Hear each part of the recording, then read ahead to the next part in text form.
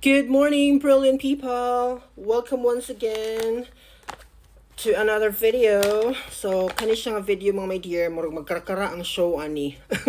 Because today is Wednesday ug ang kani nga adlaw sa usa ka semana, I need to be early gid sa school kay ang akong first period is sayo. Muna nga medyo lavan ang show na to karon pero dili pwede nga dita maka-create sa atong content. So by the way, ang kaninga video is a continuation from my yesterday's video nga akong gi-share sa inyo ang pinakauna na kong sipiat here in Taiwan. Okay, og hopefully natanaw na to ninyo nga video before mo ni watch ani nga video para na amoy kana bang connection no sa akong gina-share sa inyo ha every morning. So anyway, kadto siya ang akong first ever nga sipiat here in Taiwan as a teacher. Now, after ato mga my dear, kay di ba winter camp man to, ang akong gi-share sa inyo gahapon is about winter camp. So, kada camp gyud sa katong first na ko nga year here, mag-struggle gyud ko. Ay kanilaging wala tay saktong background, no? Wa ko alam-alam pa masyado. Unya wala pa gyud ko naka-learn ato mga my dear. Di ba niingon ko sa inyo nga kadtong akong gi-change ang topic kay nakakuha ko idea from another teacher nga wa ko nagkadimao, wa gihapon ko maka-learn adto nga time kay sa ako ang summer camp ato nga school year nangayo gihapon ko og materials from another teacher na pod. Another friend na po ni siya nga nakitaan na po akong potential iyang topic unya niingon na po ko nga pwede gamiton ako ni siya sa ako ang class o sa akong summer camp na po to ha. From another place na po ni in Taiwan.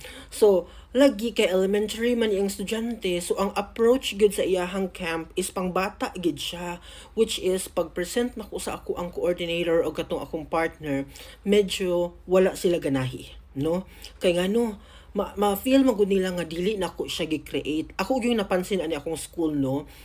Which is grateful ko at the end of the day kay naka-learn po ko nga dili lagi dapat magsigig pangayo og materials from other Filipino teachers. Mas maayo gitong kita ang mo create sa atong materials kay mao mo guto ilahang mahimong basis nga ingon ani gyud ang capability sa among foreign teacher whenever nagahimo na siya og iyahang PowerPoint presentation or anything nga iyahang gamiton sa iyahang klase, makabalo mo guna sila mga my dear sa ato abang ability to make PowerPoint.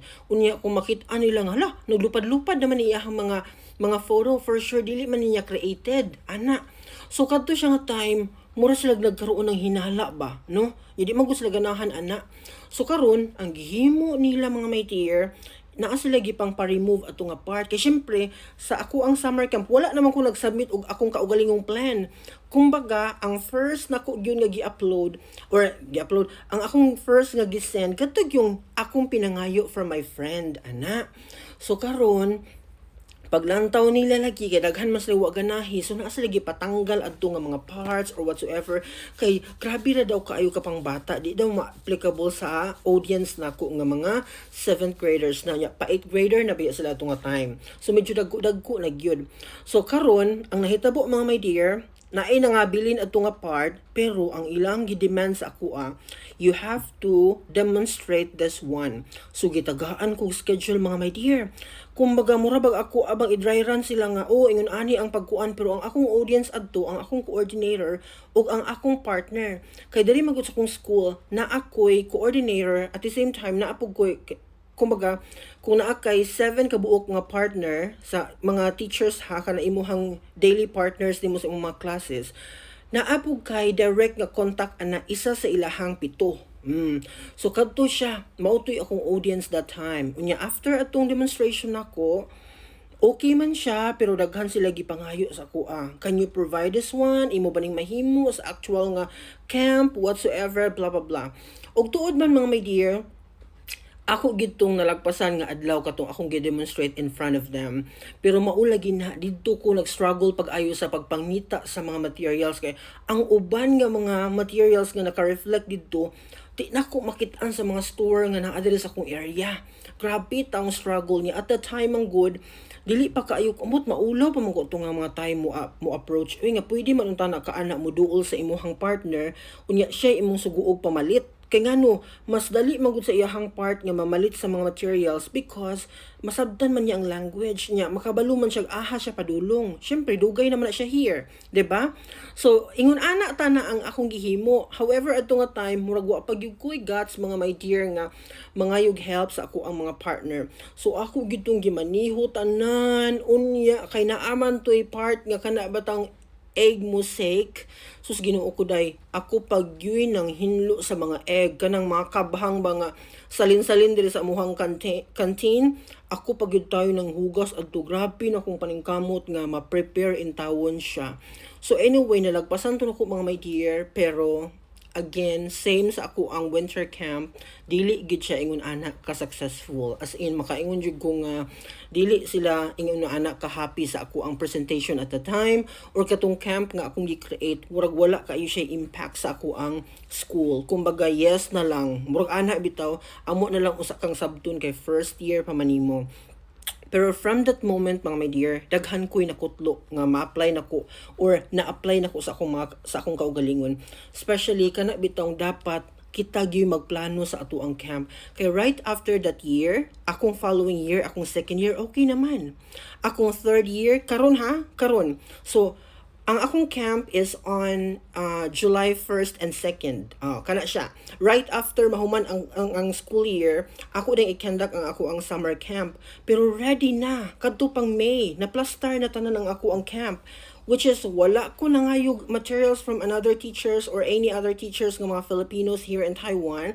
Ako gyoy nag-craft ana. So ma-proud ko sa kong self nga ako gyoy design ana. So karong Thursday, tomorrow, kay wala man ko'y klase, kay examination Manila. So it's my time to finalize my PowerPoint presentation. Para pag-abot sa actual karong July 2 or 1 and 2, ready na. Unya nag-communicate na pug ko og kanang somebody nga maka-prepare sa Filipino food kay part man na siya sa ako ang camp karon nga patilawon ako sa mga pagkaon sa Philippines. Di ba? Unya ang akong audience karon mga incoming 7th graders na sila. Kumbaga, mauna siya mga grade 6 karon sa amo ang school. Kumbaga, high school man ko, niya ang elementary anak niya, katong mga grade 6 na sila mga 25 kabuok nga giselect nga maoy ako mahimong audience sa akong camp karon. So daghan-daghan no nya napo koy assistant nga 7th graders nga tulo ka buok nga mooy mo help sa ako at to facilitate the event. So medyo na plaster na gamay no. Makita na to ang difference sa una og karon kung naunsa na ko pagdala ang ako ang camp. Unsay makutlo na to ani. Allow yourself gyud nga magkamali. Walay sayop. Ang importante, mo learn ta sa atong mga mistakes. Atong i-admit ang ato ang kanabang kalapasan ug atong kahinaan, ang atong mga weaknesses. Dawato nato nga wala gyud nagkulang ta atong panahona just because limited pa ang atong kahibalo. But the moment nga ma-expose na imong kaugalingon, unya naka-learn na ka, kailangan imo gitong i-correct imong mistakes, hinay-hinay, in a gradual process. Dili kay i-chronic ra gyapon to nimo nga practices nga, balik-balik kung gyapon nimo imong mali, ayaw. Dapat the moment ka nakakat-o na ka, hinay-hinayon nimo plaster imong kaugalingon. Nasabtan? So ingon ana karon, I don't know kung successful ba gyud unsa ka successful ni ako ang summer camp ka umaabot, pero nakita na ko ang vision kay ako man gyud nag-design, no? A month ago, ako na ni siyang gi-plaster kay maupoy hangyo sa akong partner nga, Jobert, kailangan ready ta. A month ago, dapat na-submit na nimo sa ako ang plan. Nagkasinabot na ta, nag-agree na ang both parties sa ato ang himuon. So, ready na mga my dear, na plaster na ang mga papeles, ana ang tanang kinahanglanon, ang mga materials, ako na pong na pangita kung ahan ako siya mapalit whatsoever, ana. So nag-communicate na mi sa akong local teacher, so everything is good so far and I'm ready for my summer camp this year. So ingon ana no, from scratch karon naginahinay ta og kabag-o nga mahimo tang pinaka-the best nga teacher here in this country. I hope nga naamoy na learn ani nga video while you're watching. See you again tomorrow for another beautiful conversation.